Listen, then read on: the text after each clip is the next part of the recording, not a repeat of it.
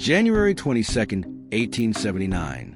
150 men on a hill watch as 4,000 Zulu warriors moved toward them. Southern Africa, 1879. The British Empire, at the height of its power, was pushing deeper into Zululand. On paper, it looked simple: a modern imperial army, armed with rifles and artillery, against an African kingdom whose warriors carried spears and cowhide shields.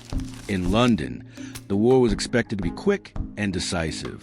But on the ground, things were very different. The Zulu kingdom, under King Cetewayo, was no primitive backwater. Its army was disciplined, well-organized, and experienced. Zulu regiments, the Impi, had been forged through years of warfare. They could move fast, fight hard, and coordinate large attacks with terrifying precision. The British commanders underestimated them. They would pay for that mistake in blood. On the morning of January 22nd, 1879, at a lonely camp beneath a rocky hill called Isandlwana, a Zulu army launched a devastating surprise attack. By the end of the day, more than 1,300 British and colonial soldiers lay dead. It was one of the worst defeats the British Empire had ever suffered. Survivors fled in all directions, some heading toward the nearest outpost on the frontier, a tiny mission station and supply depot called Rorke's Drift, and the Zulu Reserve Force. Thousands of warriors who had not even been fully engaged at Isandlwana was now moving in that same direction. Their next target was that little station. On the evening of January 22nd, 1879, Rorke's Drift was preparing for what should have been a quiet night. The outpost was not meant to be a fortress. It was a mission station turned supply depot with a small hospital and storehouse. Around 150 men were stationed there, mostly soldiers of the 24th Regiment of Foot, a few colonial troops, and some civilians. Most of them had no idea that, just a few miles away, the Empire had suffered a disaster. Then the survivors of Isandlwana began to arrive. Exhausted men, some without weapons, came stumbling in with the news. The main British force had been destroyed, officers killed, camp overrun. A Zulu army, 1,000 strong, was somewhere out in the hills, and it was moving fast. The men at Rorke's Drift understood what that meant. They were next. The defense of Rorke's Drift began not with gunfire, but with an argument. In nominal command was Lieutenant John Chard of the Royal Engineers, an officer more used to building bridges and fighting battles. With him was Lieutenant Gonville Bromhead of the 24th, and an older veteran, Acting Assistant Commissary James Dalton. Faced with the news from Isandlwana, some officers suggested abandoning the station and retreating. The logic was simple. 150 men against several thousand warriors seemed like suicide. Dalton strongly disagreed. The hospital was full of wounded who could not be moved quickly. The station held precious ammunition and supplies. And out on the open plain, a small, slow-moving column would be easy prey for fast-moving Zulu warriors. If they ran, they would likely be cut down. Dalton argued that their only real chance was to stay, fortify, and fight. Chard agreed. Rorke's Drift would stand. From that moment, every minute before the Zulus arrived had to be used. The mission station was just a cluster of simple buildings: a stone storehouse, the hospital, a small chapel, and some animal enclosures. It was not designed to withstand an attack, so the defenders began to improvise a fortress out of whatever they had. They dragged heavy mealie bags, sacks of grain, into long lines, stacking them chest-high to form firing positions. Wooden boxes and crates were piled up into inner barricades. Doors and windows were reinforced with furniture and planks. An inner defensive line, the redoubt, was created as a final fallback position if the outer wall was overrun. The hospital quickly became both an asset and a problem. Its stone walls could stop bullets and spears, but inside it was a maze of small rooms and narrow passages. If Zulu warriors broke in, wounded men in their beds would have nowhere to escape. As the work went on, dust clouds appeared on the distant hills. The Zulus were coming. The attacking force is usually estimated at between 3,000 and 4,000 warriors, a reserve element of the larger army that had destroyed the British at Isandlwana. Many carried the traditional stabbing spear, the ikawa, and shields of oxhide. Some also had captured rifles, but no artillery. Around 4 o'clock in the afternoon, Zulu skirmishers came into range. The defenders opened fire. Zulu tactics relied on speed, aggression, and encirclement.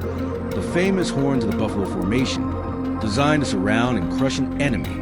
At Rorke's Drift, the tight ground and man-made obstacles limited those tactics, but they didn't remove the danger. Wave after wave of warriors surged forward, probing the walls, looking for a weak spot, a low section of mealie bags, a gate not fully secured, a corner that could be rushed.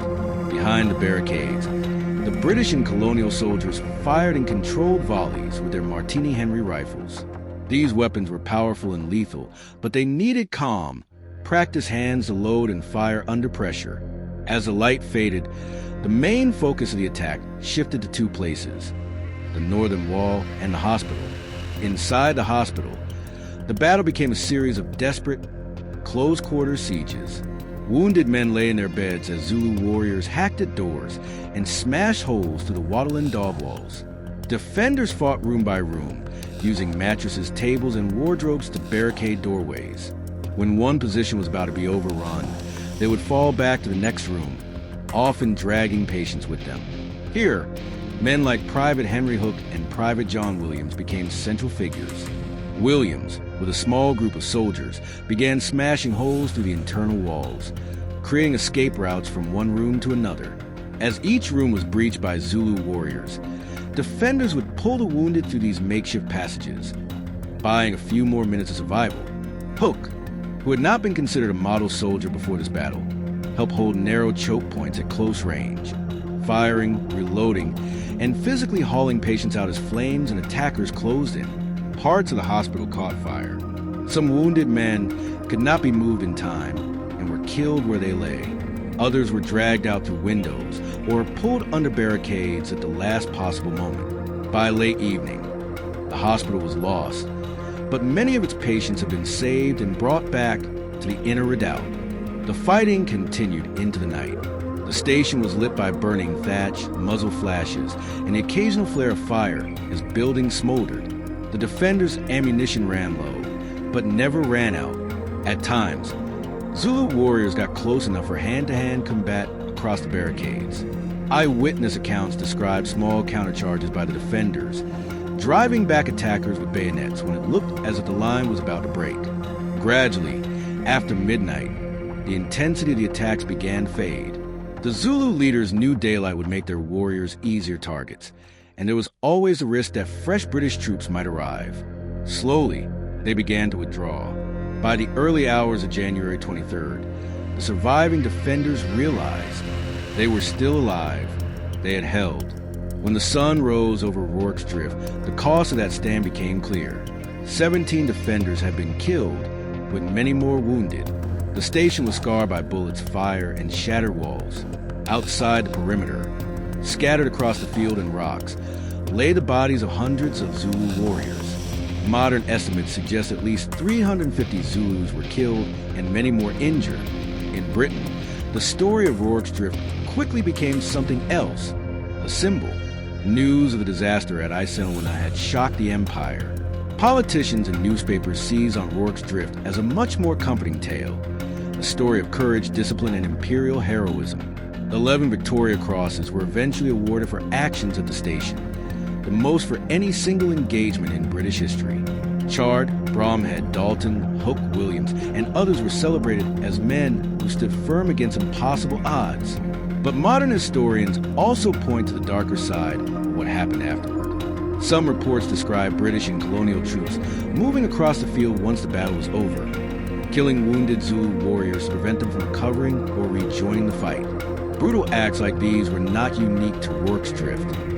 They were part 19th century colonial warfare, but they stand in sharp contrast to the sanitized legend told back home.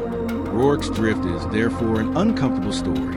It is undeniably a tale of endurance and courage by a small, outnumbered garrison, but it is also a window into violence of empire and into how quickly complex, bloody events can be reshaped into simple, heroic myths.